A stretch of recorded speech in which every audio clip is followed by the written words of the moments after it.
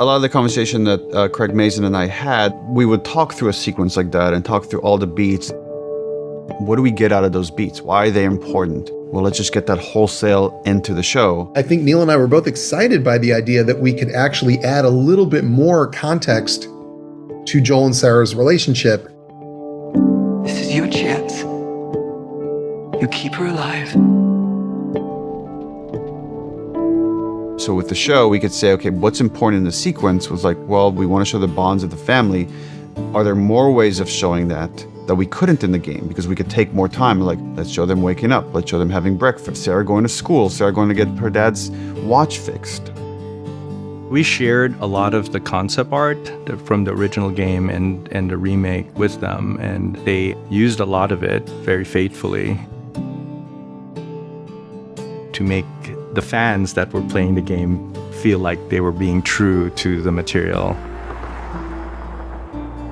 If you don't think there's hope for the world, why bother going on? So the beginning of the game was one of the last things we got finalized when we were making Last of Us. For a long time, the plan was to play Joel, not to play as Sarah. And it was like you as Joel would hear a commotion over at your neighbor's house, you would walk over there, you would see they're infected, then you'd head back and grab your daughter and then run.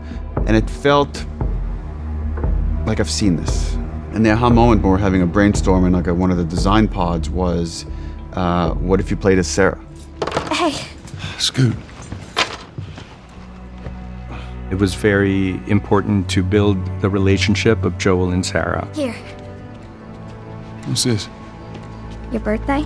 To show their characters and what kind of people they are and how they live and relate to each other. You kept complaining about your broken watch. You like it? And then when things change, when things go bad. Dad? Daddy? The fact that you're seeing it through like a very innocent child made everything creepier, scarier. You in here? Quiet sounds mixed with very, like the TV was loud. There seems to be some commotion. We went to the window, the explosion shook the room. Oh, God. Everything was there to create this kind of uneasy tension. These kind of elements of like something is off until Joel comes in and then has to shoot his own neighbor. Jimmy, just stay back! Jimmy, I am warning you! Where the hell you been? You have any idea what's going on out there? I got some notion. Once you get into the car, you have tension being raised by police cars coming through with all the lights spinning around. The view is very claustrophobic. Things are just very close to you. Army's put up roadblocks on the highway. You look at a sequence like that, as an animator, you're like, oh, this is something that you get really excited for, and then you get really terrified that you're doing because it's a big moment. With doing that, we have to kind of really pull your attention to where we want it to be. That's Lewis's farm. We do that with sound, we do that with animation, we do that with lighting, with fire. All of that is something that an animator put love and care into to make sure it happens exactly the way you're seeing it. But maybe one of the most important things to show in that drive was the family that's asking for help. Let's see what they need. At that moment, Joel shows you who he is. Who do you think you're doing? Keep driving. I got a kid, Joel. So do we. We have room. Keep driving, Tommy.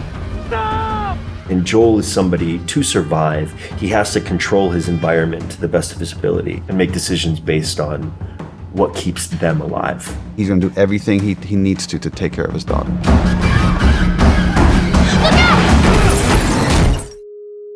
I think about the entire soundscape. Everything after the car crash switches from Sarah's perspective to Joel's perspective, because then it's a father trying to save his kid. Come here, give me your hand. The infected gets closer and closer, and the shadows get longer and longer. This intense light just shines towards you.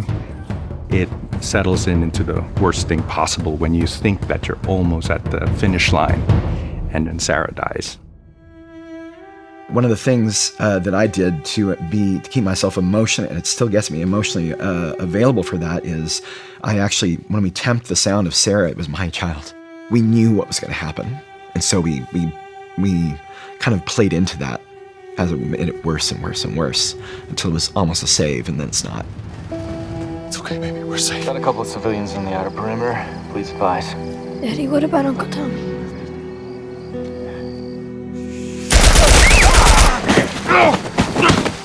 The choices we made were authentic, right? We didn't want to stray away. We wanted to make it grounded. Sarah. Move your hands, baby. I know, baby, I know. It's very powerful to have such a specific beginning to mark and shape the identity of the character thereafter for the rest of the game and for the rest of the show. The simplicity of Sarah's death was actually really hard to get to, and we worked at it so hard. And Hannah Hayes, who played Sarah, did such a fantastic job. She was so believable as like a child dying. I remember that we had a few crew members that walked off set. They felt it was too much to watch that happen multiple times. We have great actors. Pedro and Nico just do this heartbreaking job. I love the game version and I love this version. They live equally in my heart. Sarah. Baby. Don't do this to me, baby. Don't do this to me. Always accessible, always readable, always raw. And I think to try and be honest to that as much as possible was a huge push. Please, please, please don't do this. Please.